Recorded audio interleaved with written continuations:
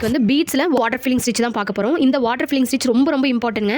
இந்த ஒரே ஒரு பீட் வச்சு நீங்கள் வாட்டர் ஃபில்லிங் கொடுத்தீங்கன்னா கண்டிப்பாக உங்கள் ப்ளவுஸோட ரேட் வந்து 3000 நீங்கள் வாங்கிக்கலாம். ஓகேங்களா? அந்தளவுக்கு நீங்கள் இதில் ஒர்க் பண்ணணும். ஸோ இதில் ரொம்ப எப்படி சொல்கிறது, வாட்டர் ஃபில்லிங் நீங்கள் ஸ்டிச் போடும்போது எவ்வளோ கஷ்டமாக இருந்ததோ கொஞ்சம் அந்தளவு மாதிரி தான் வரும். பட் இது கொஞ்சம் அதை விடவே ஈஸி.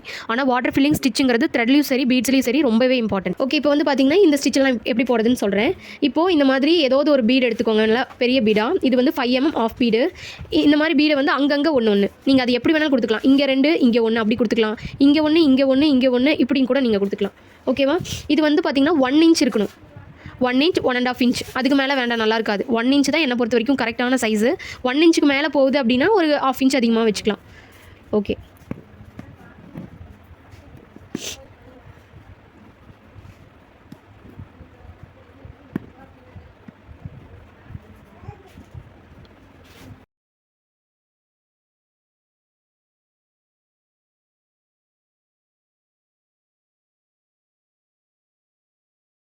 அங்கங்கே சிங்கிள் பீடு வந்து நம்ம கொடுத்துருக்கோம். இது வந்து 5 mm ஆஃப் பீடு.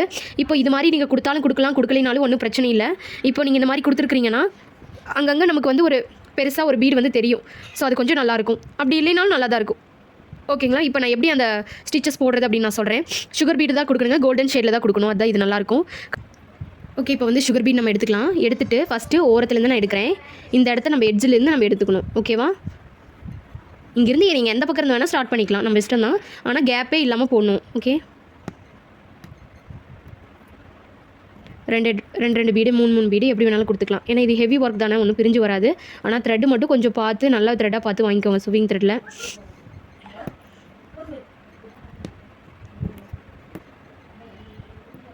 இது வந்து பீட்ஸ்லேயே வந்து ரேண்டமான ஸ்டிச் தான். ஸோ இது வந்து ட்ரா பண்ணியெல்லாம் நம்ம வரைய முடியாது. வாட்டர் ஃபில்லிங்னாவே அப்படி தான், ரேண்டமாக கொடுக்குறது.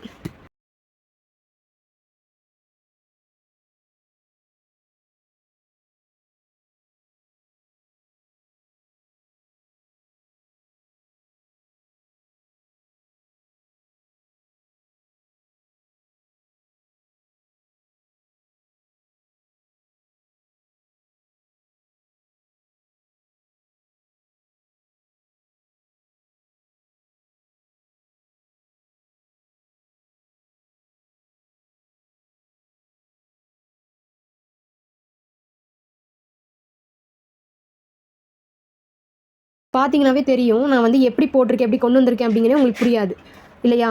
இன்னும் ஃபினிஷிங் வரும்போது பார்த்தீங்கன்னா உங்களுக்கே தெரியாது. இப்போ நீங்கள் இந்த மாதிரி வந்துட்டு நம்ம ரிட்டர்ன்லாம் எப்படி எடுத்துகிட்டு வரதுங்கிறதுலேருந்து எல்லாமே இப்போ சொல்கிறேன் பாருங்கள்.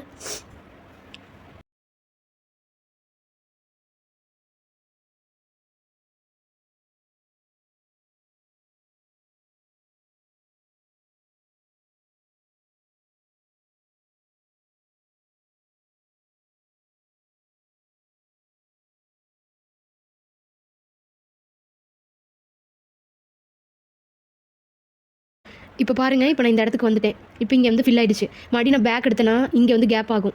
ஸோ நான் என்ன பண்ணுறேன்னா அப்படியே எம்டியாக இந்த பீடுக்குள்ளேயே ஒரு செயின் ஸ்டிச் கொடுத்துக்கிறேன். இப்போ வந்து நீங்கள் செக்குடு டிசைன் இருக்கும் இல்லையா? செக்குடு டிசைனுக்கு பார்த்தீங்கன்னா 2 சைடு வந்து நமக்கு பீட் சந்திக்கும் போது அங்கே வந்து இடையில நம்ம ஒரு சுகர் பீட் வெறும் எம்டியாக ஒரு ஸ்டிச் கொடுப்போம் இல்லையா? ஸோ அந்த மாதிரி மெத்தடில் நீங்கள் கொடுக்கணும். இப்போ கண்டிப்பாக உங்களுக்கு புரியும்னு நினைக்கிறேன். இப்போ நான் போடுறதை நீங்கள் பார்த்தீங்கன்னாவே நீங்கள் இது நல்லா தெரிஞ்சுக்குவீங்க.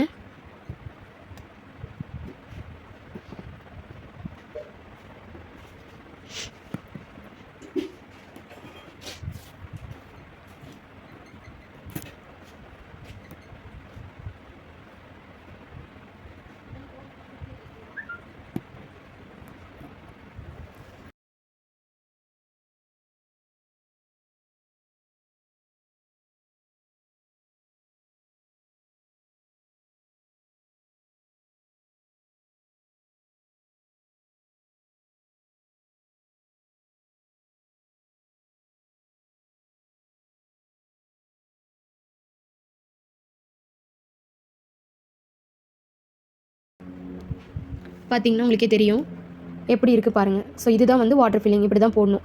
கேப்பும் தெரியக்கூடாது, ப்ளஸ் பீட்ஸ் நம்ம எப்படி போட்டுருக்கோம்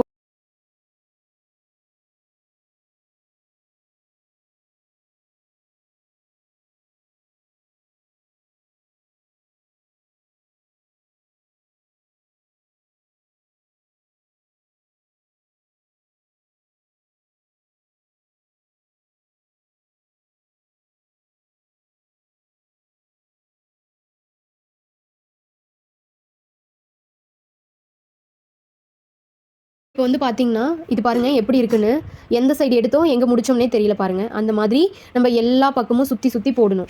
இந்த ரவுண்டை சுற்றியும் போடணும். எங்கேயுமே கேப்புங்கிறது நமக்கு தெரியக்கூடாது. க்ளோஸ்அப்பில் பார்த்தோம்னா கண்டிப்பாக அங்கங்கே குட்டி குட்டியாக ரொம்ப மைல்டாக தெரியும். இப்படி பார்த்தோம்னா நமக்கு வந்து கொஞ்சம் தூரத்துலேருந்து பார்த்தோம்னா எதுவுமே தெரியாத மாதிரி தான் இருக்கும். இப்போ பாருங்கள் அந்த சென்டரில் 5 mm பீட் கொடுத்துருக்கேன் பாருங்கள், அது எவ்வளோ அழகாக தெரியுதுன்னு சொல்லிட்டு. ஸோ இதுக்காக தான் நான் வந்து இந்த ஸ்டிச் அவ்வளோ அழகான ஸ்டிச் அப்படின்னு சொன்னேன். இப்போ வந்து பார்த்தீங்கன்னா ஒரு எக்ஸாம்பிளுக்கு உங்களுக்கு சொல்கிறதுக்காக தான் இந்த இடத்துல நான் விட்டு வச்சுருக்கேன். இந்த இடத்துல நான் முடிச்சிட்டேன், இங்கே உள்ள நான் முடிச்சிட்டேன். இங்கேருந்து நான் த்ரெட்டை இங்கே கொண்டு போகணும். நீங்கள் என்ன பண்ணுவீங்கன்னா இங்கே எண்டு நாட் போட்டுறக்கூடாது. இதை வந்து இப்போது இதுக்கு நடுவில் ஒரு செயின் ஸ்டிச், இதுக்கு நடுவில் ஒரு செயின் ஸ்டிச் போட்டு இப்போ பார்த்தீங்கன்னா எனக்கு இங்கே த்ரெட் வந்துருச்சு. ஸோ இப்படி தான் எந்த இடத்துல நீங்கள் வளைச்சு போய் ஸ்டாப் ஆகிட்டீங்கனாலும் அங்கேருந்து நீங்கள் த்ரெட்டை இப்படி கொண்டு வந்துடணும். ஓகேவா? நான் அதுக்காக தான் இதை எடுத்து வச்சேன். இப்போ நான் இங்கேருந்து மறுபடியும் இது ஃபுல்லாக அப்படி போட்டு வந்து நான் உங்களுக்கு காட்டுறேன். பாருங்கள் எவ்வளோ அழகாக இருக்குது அப்படின்னு சொல்லிட்டு.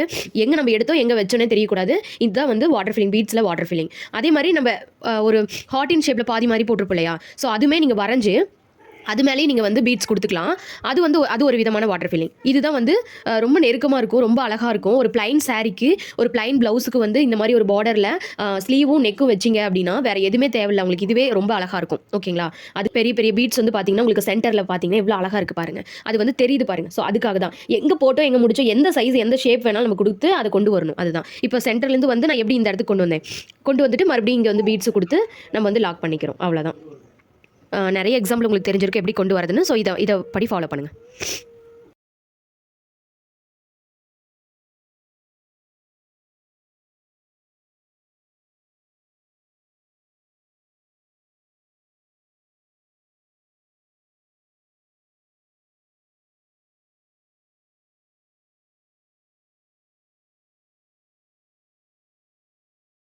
இப்போ வந்து பார்த்தீங்கன்னா இது பாருங்கள் எவ்வளோ அழகாக இருக்குது அப்படின்னு சொல்லி நான் க்ளோஸ்அப்பில் கூட காட்டுறேன். எங்கேயுமே கேப் வந்து நமக்கு தெரியாது. ஓகேங்களா? அதுக்கப்புறம் அந்த சென்டரில் 5 mm பீட் வந்து நான் கொடுத்துருக்கேன் இல்லையா? அந்த பீட் பாருங்கள் அதில் எவ்வளோ அழகாக எடுப்பாக தெரியுது அப்படின்னு சொல்லிட்டு அதை சுற்றி சுகர் பீட் கொடுத்துருக்கேன். இது மாதிரி மிங்கிளாக நம்ம எந்த சைடு எந்த ஷேப்பில் போடுறோம்னே தெரியாமல் நம்ம வந்து க்ளோஸ்அப்பில் வந்து அந்த பீட் ஒர்க் கொடுத்தோம் அப்படின்னா நமக்கு வந்து இந்த மாதிரி ஃபினிஷிங் வந்து கிடைக்கும். ஓகேங்களா? மேலே பார்த்தீங்கன்னா இந்த 2 சைடுமே பாருங்கள் ஈவனாக நான் முடிச்சிருக்கேன். அவ்வளோதாங்க. இப்போ இந்த மாதிரி டிசைன் எப்படி போடுறது நான் சொல்லிட்டேன். நெக்ஸ்ட் அடுத்த வீடியோவில் பார்க்கலாம். தேங்க்யூ.